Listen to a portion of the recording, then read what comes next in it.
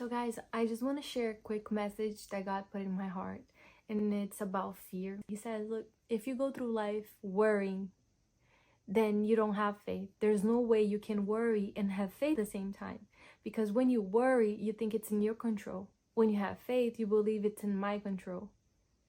It really spoke to me like, oh, wow. So when I worry, I am not trusting God. I don't believe that He cares enough, that He loves enough to be in control of my life even when I fail.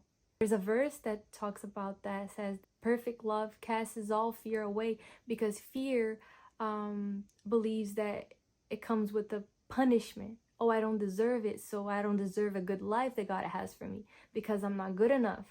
See, that's fear. And then love, you trust because you believe in the love of God. You believe that He's guiding you through, no matter how your circumstances look like, no matter what trials and tribulations you're going through. And then He made me think about Joseph's story. Joseph believed in God. If we look at his circumstances, we would say, why did Joseph have to go through all of that? And God was telling me, He was like, look, Joseph, he needed to learn the skills of administering things. So I placed him in Potiphar's house. That's where he learned how to administer things.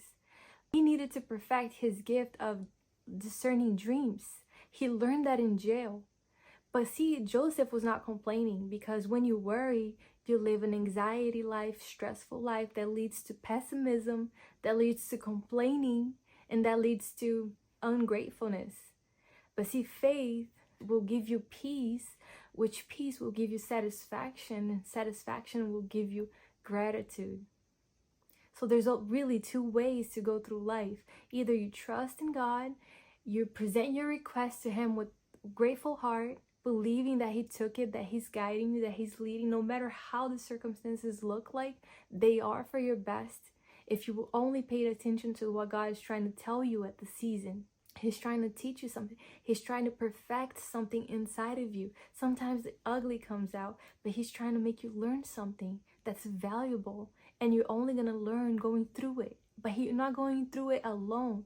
You have to believe and trust that He's leading you through it. He's taking you by your hand and leading through it.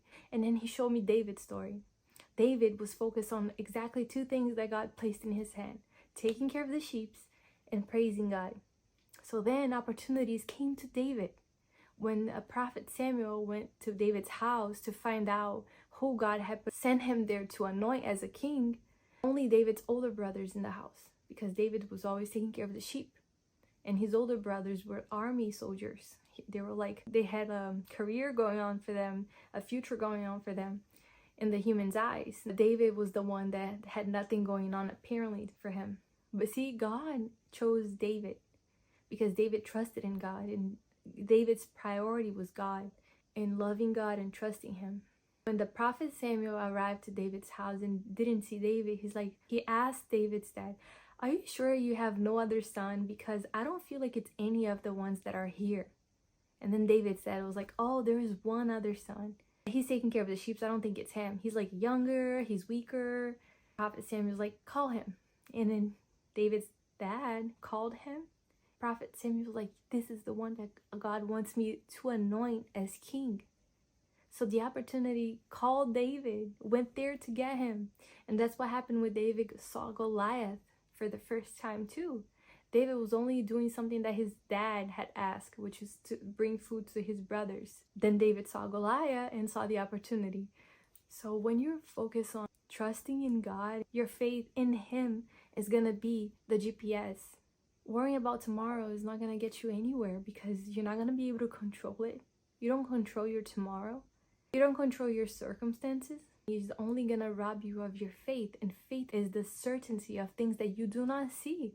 So don't let the circumstances fool you or lie to you, make you believe that God is not with you. Because it's about believing and trusting. There's something so valuable going through these seasons, going through the trials. There's a verse that says, consider it joys when you go through trials and tribulation, because it's going to mold something in you. It's going to extract the best out of you, the patience, the character, the skills that God needs you to perfect in order to receive what He has for you.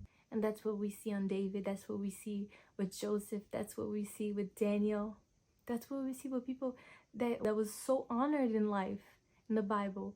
They didn't pursue that. They just trusted God for it. I'm gonna end the video because I don't want it to be too long. But I hope this message blessed you. I'll see you in the next video then. Bye.